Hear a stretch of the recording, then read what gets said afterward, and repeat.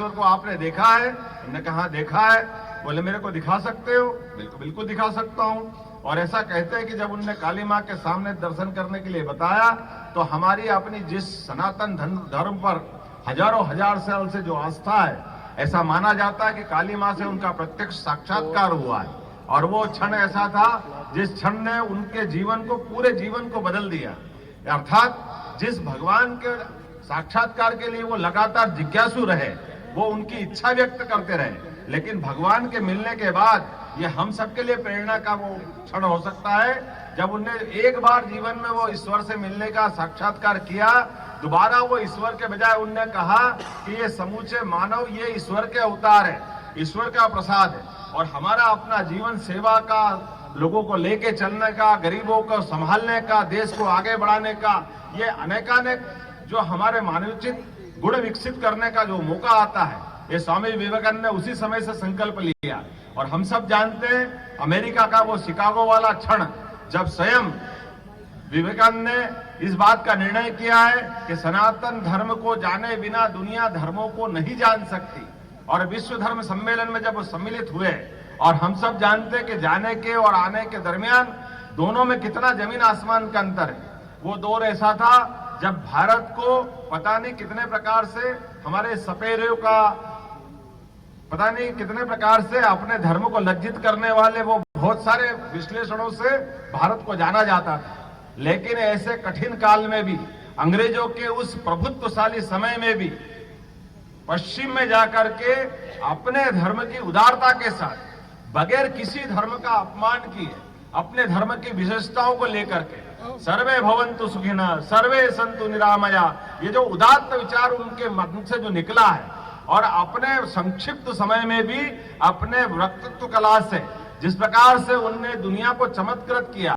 हर एक कोई अपने अपने धर्म को ही श्रेष्ठ बताते हुए लगातार अपनी बात रख रहा था, लेकिन बजाय वो अपने धर्म के उस छोटे से कूपमंडूकता से बाहर नहीं आ रहे थे। लेकिन विवेकानंद ने जो हमारी सनातन संस्कृति हमको सिखाती है, हमने किसी को बुरा नहीं किया, हमने किसी को लघु नहीं किया, लेकिन हमारा विराट व्यक्तित्व भी कम नहीं होता है। हम सबको लेके चल करके सबकी अच्छाइयों को भी धारण करने के बावजूद भी हमारे अपनी मूल अच्छाइयों के प्रति हम कोई कॉम्प्रोमाइज नहीं करते। और हम सब जानते हैं आज भी इसी प्रकार से ये विविधता वाला देश, विविध धर्मों वाला देश, दुनिया का कोई ऐसा देश नहीं जिसकी आबादी 142 करोड़ से ज्यादा है, लेकिन इतनी विविधता वाले देश में भी जहां पर कई कई धर्मावलंबी अपनी बड़ी संख्या में बहुत बड़ी बड़ी आबादियों में रहते हैं, लेकिन मिलजुल करके जो हमारे संस्कार है हजारों हजार साल से, वो हमको गौरवान्वित करते हैं। आज भी दुनिया में कई सारे देश पुलिस व्यवस्था से संचालित होते हैं, उनके यहाँ कंट्रोल करने के लिए पुलिस की आवश्यकता पड़ती है,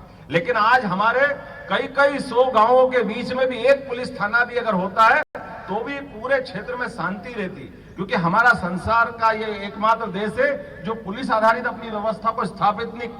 करता है। ये अपने स्व अनुशासित होकर के स्वयं अपने आप में जीवन जीने की एक पद्धति लेके चलने वाला देश है। मुझे इस बात की प्रसन्नता है स्वामी विवेकानंद के इस युवा दिवस के अवसर पर हमारे वो जो विशेषता वाला समय है, हम सब जानते हैं कि आज इस इतने कठिन काल में भी अगर विवेकानंद जी का अवसर पर ये जयंती मना रहे हैं तो एक साथ हमने दोनों लक्ष्य की प्राप्ति की है। एक तरफ हमने अपने उस जिज्ञासु समाज के साथ अपनी उस भूमिका को रखने का प्रयास भी किया है जो विवेकानंद को जानना चाहता है, लेकिन विवेकानंद के माध्यम से सनातन संस्कृति से भी हम परिचित कराते हैं, और योग के माध्यम से भी जैसे स्वामी विवेकानंद के उस भाव को जानने के बाद हमारे अपने यशस्वी प्रधानमंत्री ने 21 जून को जो अपने लिए योग दिवस घोषित कराया है। इस योग के मामले में विवेकानंद ने वर्षों वर्षों पहले तक लगातार एहसास कराया था, इसलिए आज भी सारे साधु सन्यासी अपनी योग के माध्यम से, पतंजलि ने जो अष्टांग योग का दर्शन दिया है, उस अष्टांग योग की विशेषताओं के माध्यम से भी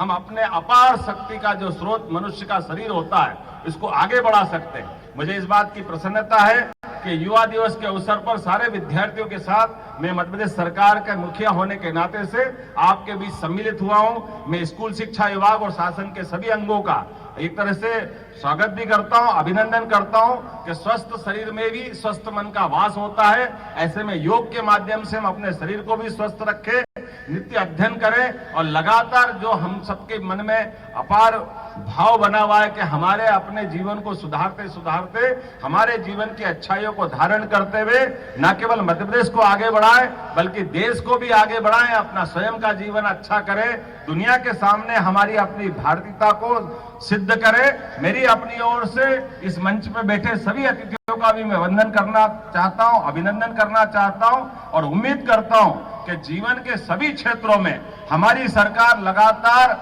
सभी प्रकार के कामों को प्रोत्साहित करते हुए न केवल माननीय प्रधानमंत्री के नेतृत्व में कदम से कदम मिलाकर आगे बढ़ेगी बल्कि कोशिश करेगी कि पूरे देश में मध्य प्रदेश नंबर 1 का राज्य हो, सबसे आगे बढ़कर के सभी व्यवस्थाओं को संचालित करते हुए सुस्थित करने के लिए लगातार कटिबद्ध रहे। मेरी अपनी ओर से ये 2024 की शुरुआत का समय है और शुरुआत के समय में हम पे कई सारी जवाबदारियां भी है। मध्य का प्रदेश होने के नाते से अपार संभावना वाला हमारा मध्य प्रदेश है और अपार संभावना वाले क्षेत्र में विविधता भी है। भौगोलिक दृष्टि से हम बहुत विशालता धारण करे हुए हैं, लेकिन अगर हम शहरी, ग्रामीण, वनांचल इन सब की बात देखें तो अलग अलग प्रकार की कई चुनौतियां भी हमारे सबके सामने हैं। लेकिन निश्चित रूप से हम सब संकल्पित हैं, हमारी अपनी वर्तमान की व्यवस्थाओं के आधार पर निश्चित रूप से मध्य प्रदेश आगे बढ़ेगा। मेरी अपनी ओर से आप सबको एक बार फिर शुभकामना, बधाई, बहुत बहुत धन्यवाद। भारत माता की जय।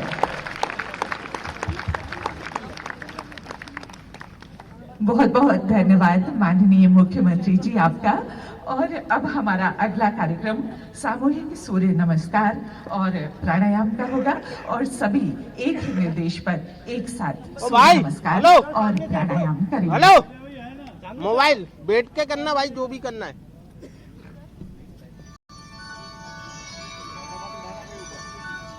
प्रस्तुत है सामूहिक सूर्य नमस्कार और प्राणायाम। साथ चले हम,